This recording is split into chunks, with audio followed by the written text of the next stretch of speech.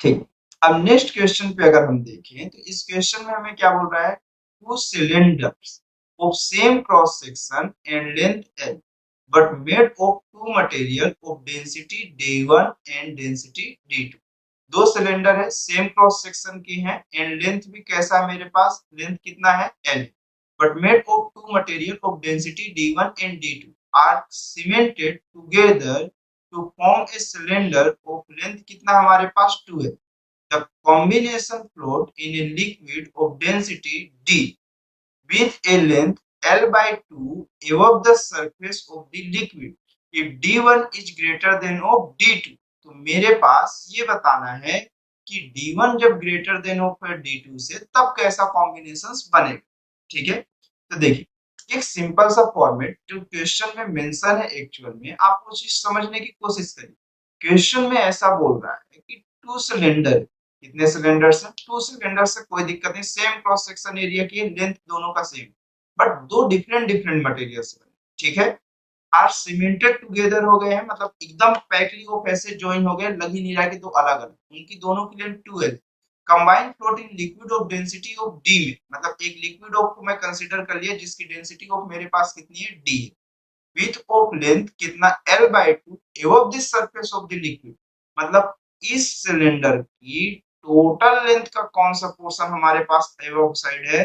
अगर मैं total of length की बात करूं तो ये लेंथ ऑफ मेरे पास कितना है यहाँ पर, L by 2। ठीक, और जो इसके अंदर साइड है वो लेंथ ऑफ हमारे पास कितनी है, 3L by 2 लेंथ है। ठीक, चलिए अब अगर देखिए जाए तो ये टोटल लेंथ कितनी हो गई मेरे पास, 2 है। ठीक, इतना पोर्शन ऑफ ये फ्लूइड करना, ऊपर साइड जो बॉटल के ऊपर साइड वो L by 2।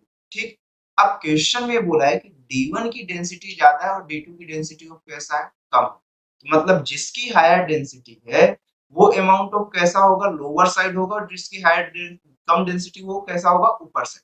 लेकिन आप देखो दो अलग अलग फॉर्मेट के थे, मतलब ये दो मिलके मेरे पास अलग अलग मासेस के रहेंगे, तो एक M1 और प्लस M2 दोनों मिलके एक ग्रेविटेशनल फोर्स डाउन साइड लगा रहे होंगे, और एक बियोंसे फोर्स कैसा लग रहा होगा, अप साइड। तो जो बियोंसे फोर्स की वैल्यू, मतलब M1 plus of M2 dot of G की जो वैल्यूएशन है वो बियोंसे ऑफ फोर्स के इक्वल होगी।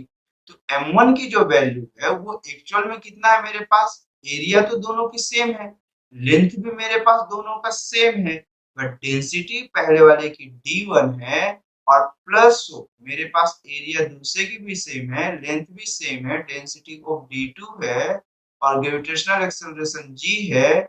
बेयोंसे ऑफ फोर्स की बात की जाए तो ये मेरे पास कौन सा होगा, बेयोंसे ऑफ फोर्स, इसकी जो भी ऑफ अमाउंट वाटर के अंदर में है, तो मेरे पास कितना अमाउंट ऑफ है इसकी लेंथ का, 3/2 of L into cross section of area A, और इस लिक्विड की डेंसिटी ऑफ कितना है, D डॉट ऑफ G। देखिए तो G और G क्या हो जाएगा, कैंसिल।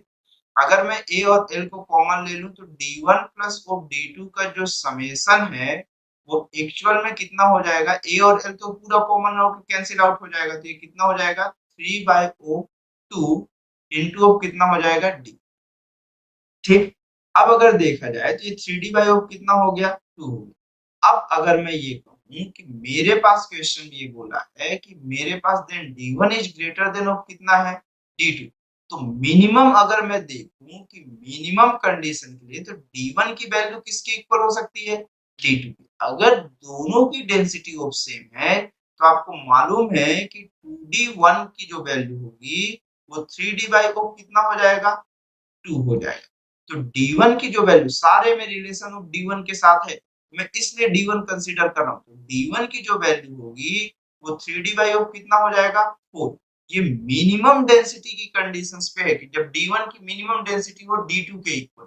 लेकिन क्वेश्चन में मेंशन है कि D1 is always be greater than of D2, मतलब D1 की जो वैल्यू होगी वो ऑलवेज बी ग्रेटर देन होगी 3D/ऑफ किससे, 4 से।